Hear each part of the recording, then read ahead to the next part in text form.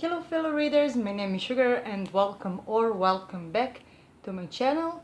Sorry because the right side of my face is glowing like I just stepped out of twilight. But it is 7 a.m, sun is rising, but maybe I can do something.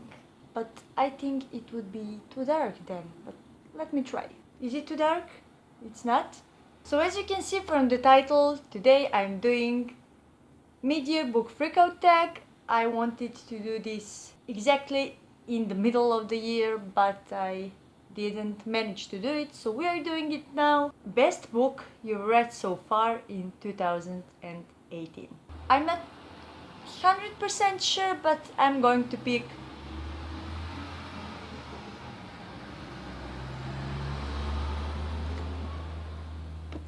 The Bear and the Nightingale by Catherine Arden. I doubt that Catherine Arden has some Slavic roots, but this is a very good Eastern Slavic mythology story. If you are into mythology, if you are into Slavic mythology, if you are into Eastern Slavic mythology, this one is for you. And I, as a Slavic person, I am a South Slav, but we have much in common with Eastern Slavic mythology. As someone who adores Slavic mythology, I really like this book. Best sequel you read so far. When I saw what sequels I read this year until now, I realized that my favorite is definitely The Air of Fire by Sarah J. Maas. This is the last one I read. I stopped because there is only 4 books translated to Serbian, so I don't want to read 4th one and then wait for forever. I really like Throne of Glass, but I wasn't blown away. I didn't really like Crown of Midnight because it was too much of a love interest for me, but this one was very satisfying. New release that you haven't read yet, but really want to read. And the new release that I really want to read and that I need to get ASAP is, of course, Children of Blood and Bone, and I will put Serbian cover right here. Your most anticipated sequel for the rest of the year. This book already came out in most parts of the world, but it didn't came in Serbia yet, and I want to read it in Serbian because I read first and second book in Serbian, and it is Obsidio by J. Christoph and Amy Kaufman, third book of Illumina Files. I really loved Illumina. It was so action-packed, it was amazing, and I really liked humor in Gemina. But I don't think it would be as funny if I read it in English, because some Serbian curse words are definitely made for some situations. And when they cursed, I knew exactly how they feel. If I read it in English, the cursing wouldn't be strong enough. So I really appreciate Serbian translation of Gemina and can't wait for the Obsidio. Your biggest disappointment of the year. I have 2 books.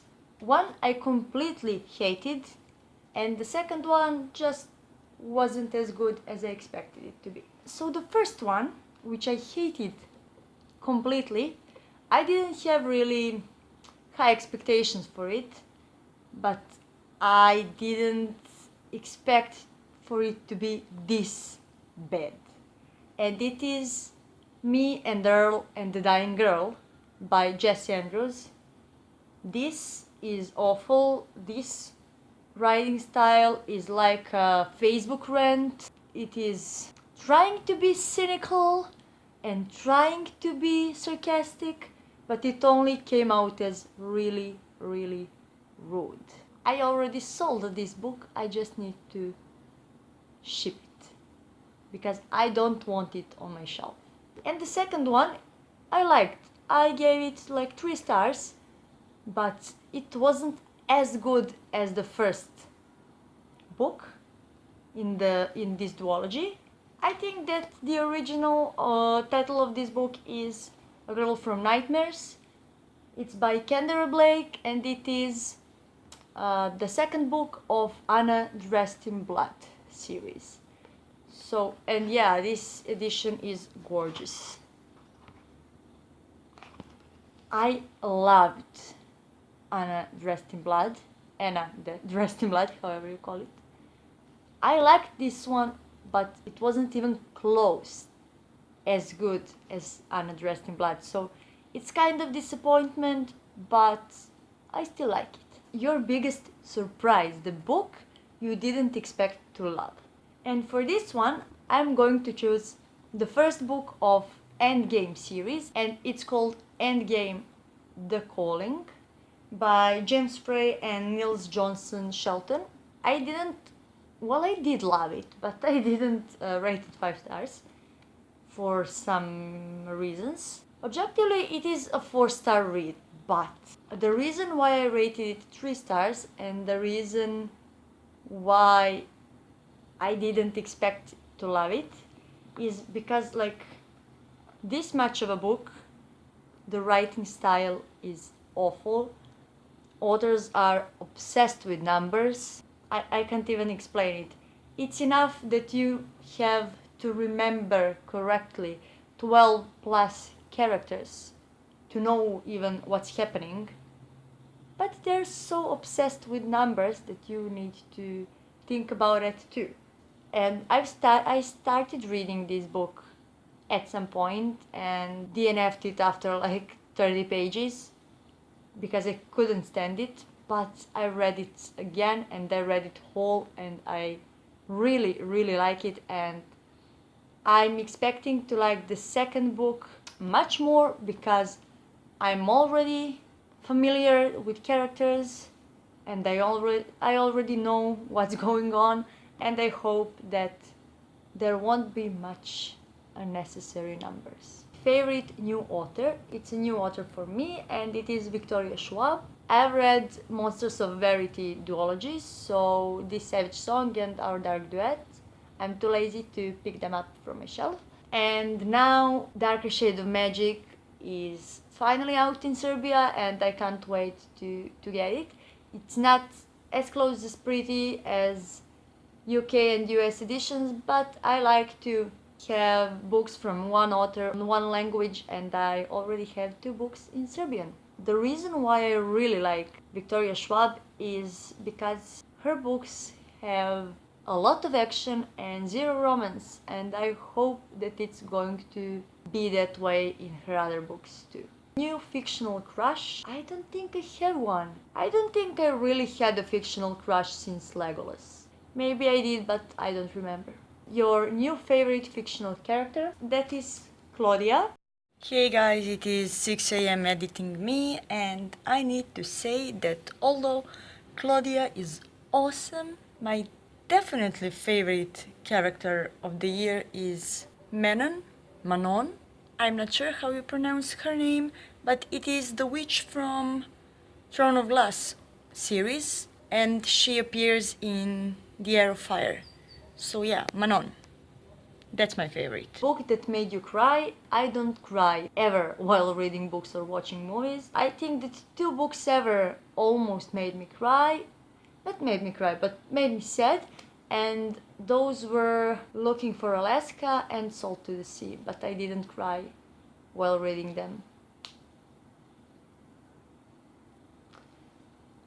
Book that made you happy? Definitely Witches by Roald Dahl. I really enjoyed reading this book, and I really enjoyed creativity of Roald Dahl and his uncommon picture of witches, which are bold and don't have toes and don't have nails, they have claws. All of that really entertained me, so this book definitely made me really happy.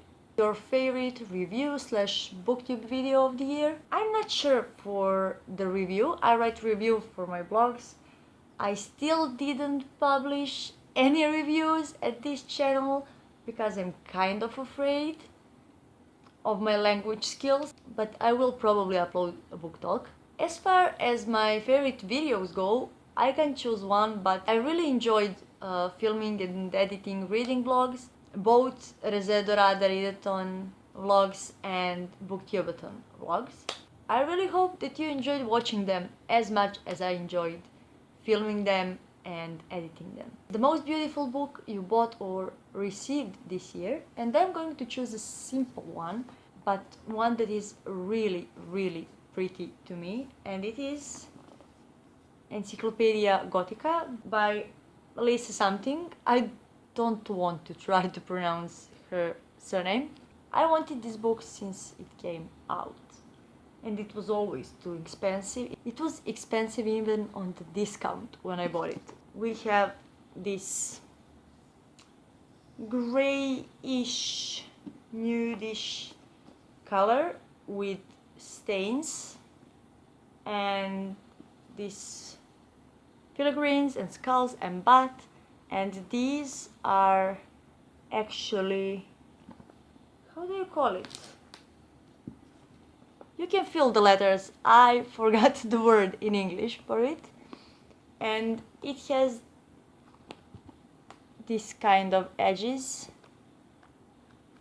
I'm like, I don't know how to English this morning, so I don't know how this kind of edges are called, but it has this kind of like ripped edges, and it also has amazing illustrations.